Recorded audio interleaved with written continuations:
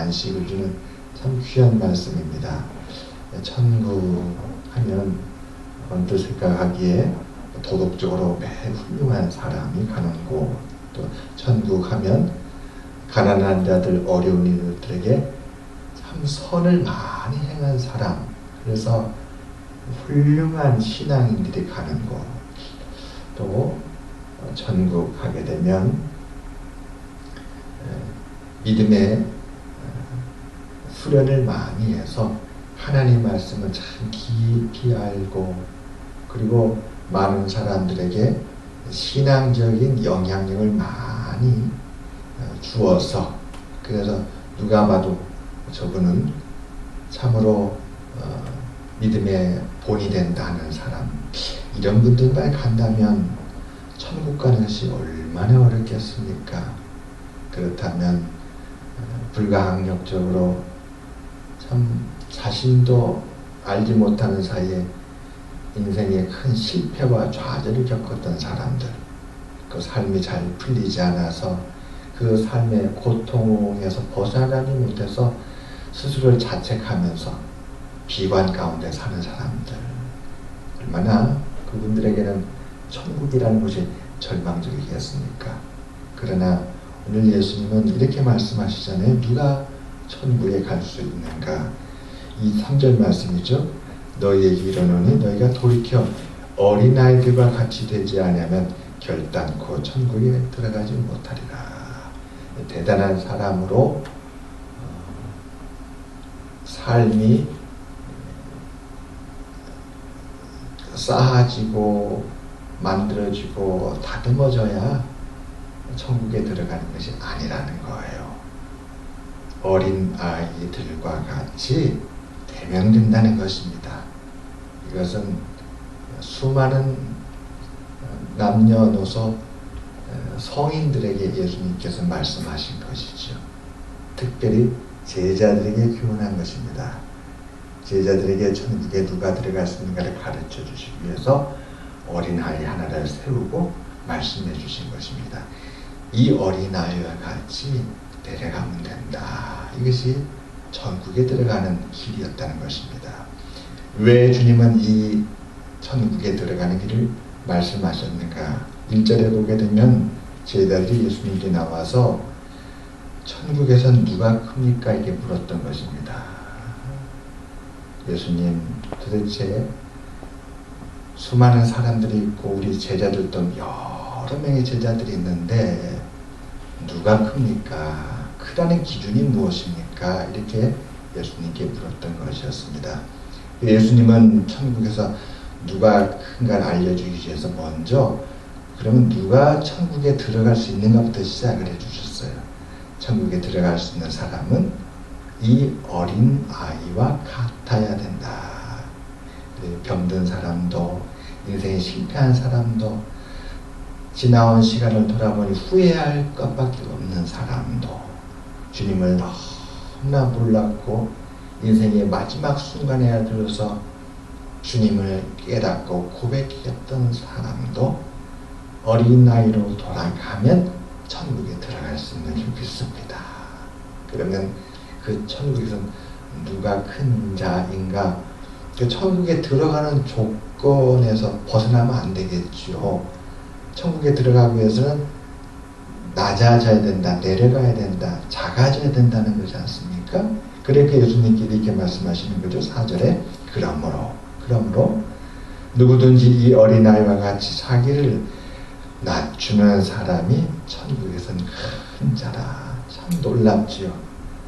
우리들도 큰 자가 되고 싶어 합니다. 사람이 제일 고통받는 것 중에 하나가 내 자신이 심히 작은 자가 된 것이 참 고통스러워요. 우리 자신이 자존감이 낮아지고 스스로를 비관하게 되고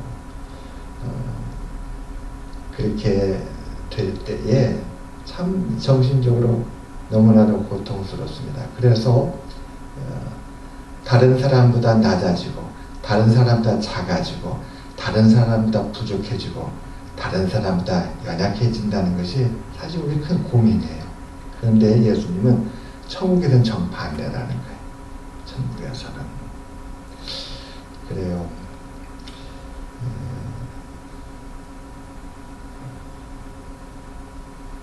신앙이 깊어지면 깊어질수록 사실은 그 깊어진다는 의미는 하나님을 더 알아간다는 거잖아요.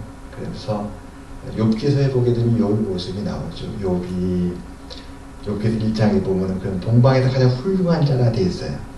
가장 훌륭한 자, 믿음이 가장 좋은 자라는 것이죠. 그런데 그가 고난을 겪게 되지 않습니까? 끔찍한 고난을 겪었어요. 그리고 나서 그가 욥기서 42장에 하나님 앞에 고백을 하는데 이렇게 고백하잖아요. 하나님, 저는 무지한 말로 이치를 어둡게 했습니다. 저는 헤아릴 수 없는 것을 제가 헤아릴 수 있다라고 잘못 생각했습니다. 그러면서 스스로를 재와 티끌이라고 하잖아요. 재와 티끌. 그러니까 그가 있는 자리가 재와 티끌에 모든 걸 다 잃어버려서 진흙 같은 티끌에 그가 지금 앉아 있는 거예요. 그의 상황이요. 그게 전부였어요. 그 상황에서 그는 자신을 하나고, 저는 이 티끌 가운데 있어야 마땅한 사람입니다. 이렇게 얘기하면서 하나님 앞에 회개한다 이렇게 기록되어 있습니다. 그러니까 얼마나 이 믿음의 가장 훌륭한 자가 하나님의 말씀을 듣고 하나님을 깨닫고 하나님을 보게 되니까 그가 어디로 가게 됐냐면 세상의 영광 가운데 빛나는 자리로 간 것이 아니라 아주 지극히 낮은 자리로 그의 마음이 갔다는 것입니다. 지극히 낮은 자리라고. 그게 바로 오늘 이 말씀을 보여주는 것이 아닌가 싶습니다. 천국에서는 이와 같이 자신을 지극히 낮추는 사람일수록 도리어 하나님 앞에는 큰 자다. 이렇게 우리에게 말씀해 주고 있습니다. 그래서 우리가 20절까지 보았는데 이 20절의 배경이 바로 1절부터 이 5절 말씀입니다. 18장 1절부터 5절이 배경이 되겠죠. 배경이 되고 이러한 배경 속에서 우리가 12절부터 20절까지를 봐야 됩니다. 특별히 12절부터 14절에 보게 되면 예수님께서 한 큰 기쁨에 대해서 이렇게 말씀합니다.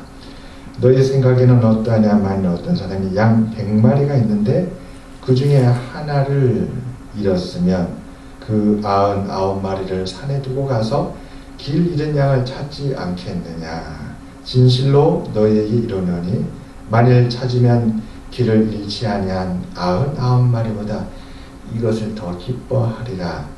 이와 같이 이 작은 자 중 하나라도 잃는 것은 하늘에 계신 너희 아버지의 뜻이 아니라. 어찌 99마리하고 한 마리가 비교가 될 수 있겠습니까? 1대 2도 아니고 1대 5도 아니고 1대 99 아니겠어요? 우리가 상식적으로 생각하면 이 우리에 있는 산에 있는 이 눈안에 다 들어오는 99마리 양이 얼마나 더 큰 기쁨이 되겠어요. 그런데 오늘 예수님 말씀하시기를 그들에게 실제 일어나는 일을 예로 들은 것이죠. 그 목자들에게 실제 일어나는 일들을 예로 들은 것입니다. 너희들이 양을 칠 때에 100마리 양을 데리고 가서 치는데 어느 순간에 한 마리 양을 잃어버렸다.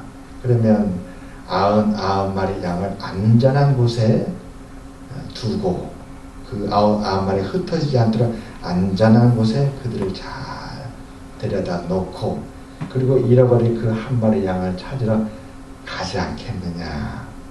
그리고 마침내 그렇게 애타게 울부짖고 고통하면서 어딘가 길을 잃고 헤매는 가운데서도 간절히 주님을 찾는 그 양 한 마리를 마침내 만났을 때에 얼마나 기쁘겠느냐. 그때의 그 기쁨은 99마리 양의 기쁨보다 더 큰 것을 너희가 다 겪어보지 않았느냐.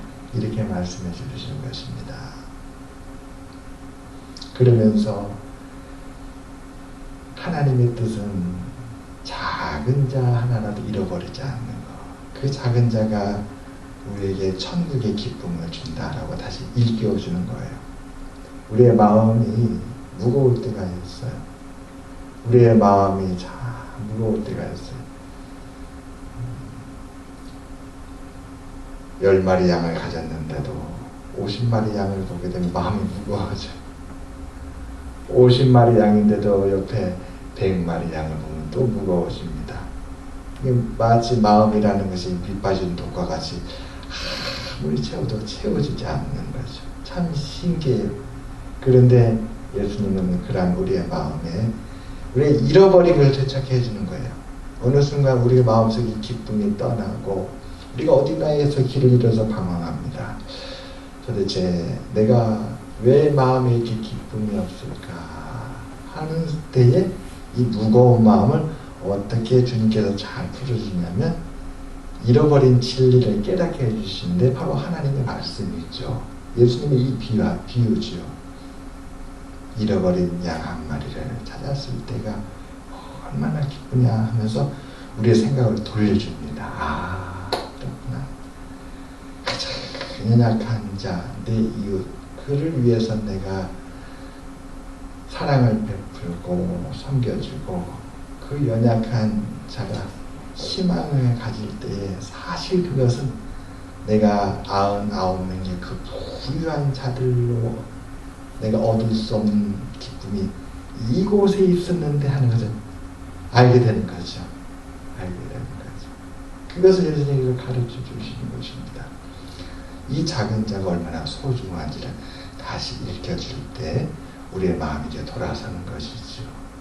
예전에 마음을 열어준 101가지 이야기라는 책을 자주 읽었었습니다.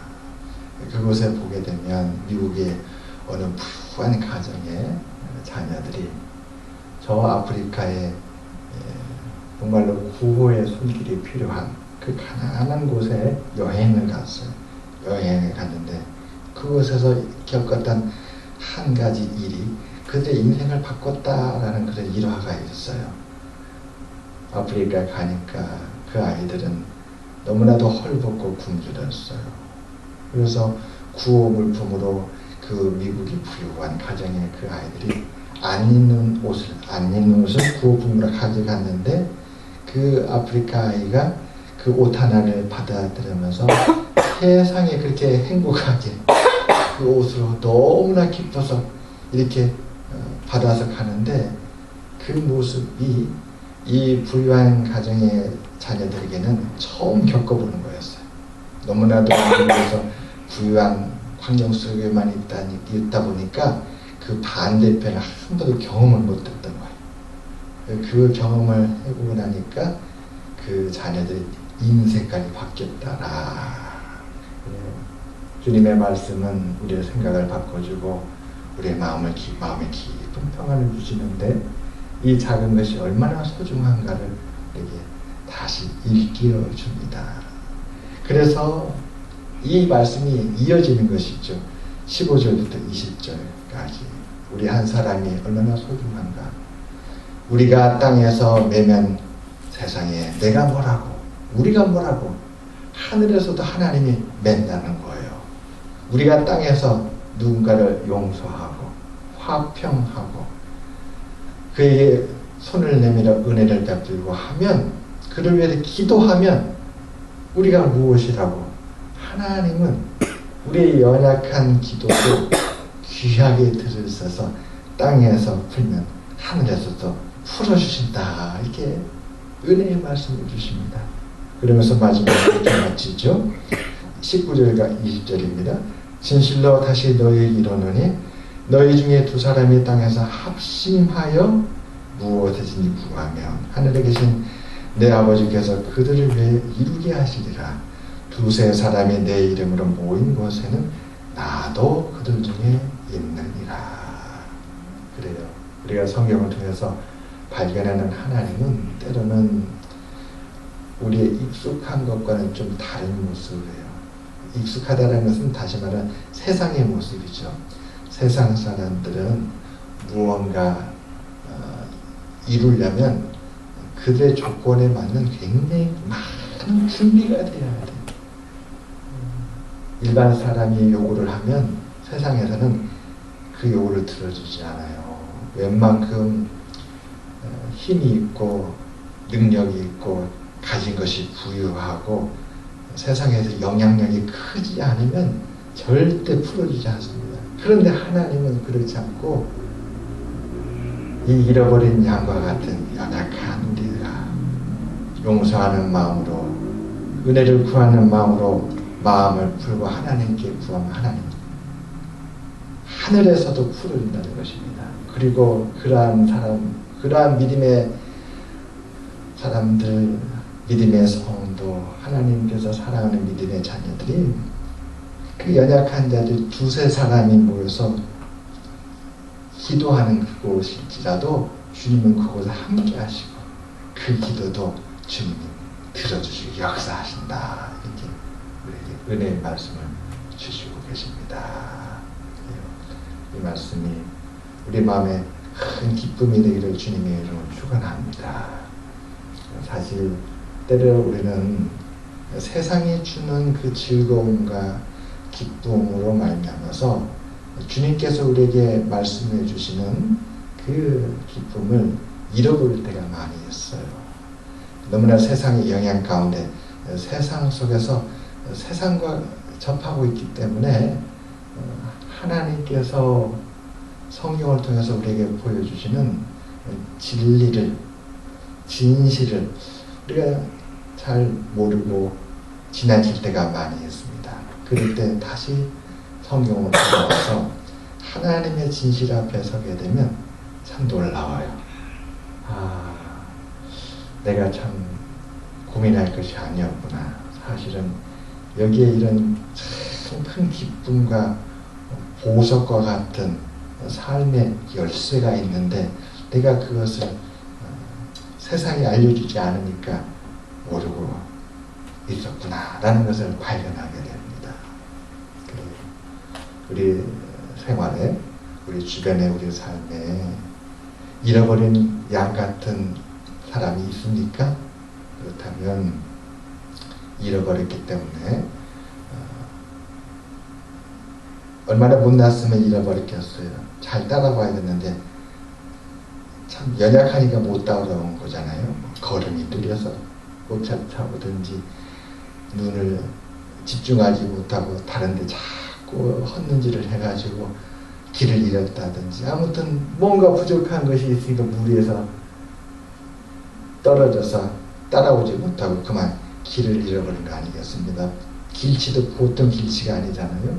그런데 놀랍게도 예수님은 그 길치인 그 잃어버린 양 한 마리를 가서 울고 있는, 길을 잃고 헤매고 있는, 돌아올 길을 찾지 못하고 그렇게 주저앉아 있는, 어디 다리가 다쳤든지 어디 뭔가 문제가 있어서 그렇게 됐든지 간에 가서 찾으면 우리 심령 안에 나도 알지 못했던 참 놀라운 기쁨이 솟아난다는 거예요. 이 기쁨이 우리의 삶을 윤택하게 하고 더 복된 삶이 되게 하고 우리로 하여금 더 기운을 내게 하는 그런 역사를 한다는 것입니다.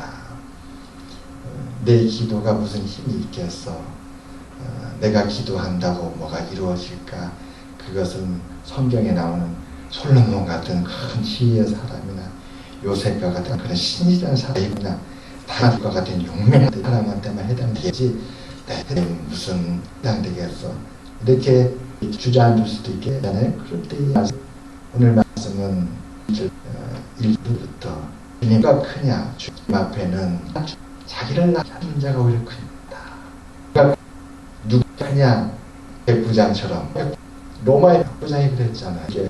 예수님 자기 중병든 자를 하인을 고쳐달라고 구했다가 회개하고 마음을 바꿨어요. 그래서 다시 이렇게 말했잖아요. 내 집에 들어온 것을 감당할 수 없으니 주님 말씀만 해주시옵소서. 자기를 더 낮췄어요.